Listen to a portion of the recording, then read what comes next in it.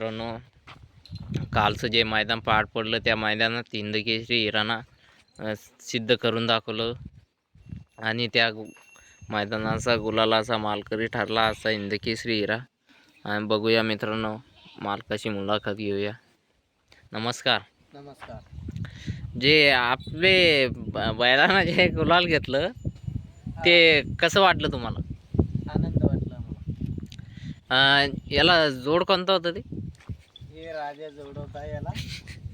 बघू शकतात मित्रांनो, हे राजा जोड होता हिराला आणि घरची गाडी पाहिली. रईत दुरकरी यांचा घरचा साज या गुलालात राहिला. आणि तुम्हाला गुलालात राहिल्याबद्दल तुम्हाला कसं वाटलं?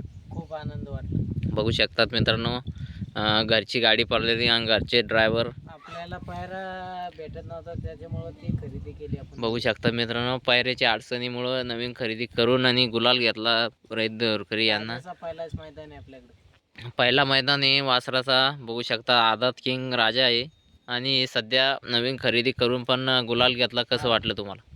आनंद वाटला आम्हाला. घरची गाडी पळाली, लागून गाडीनं गुलाल घेतला. काहीतरी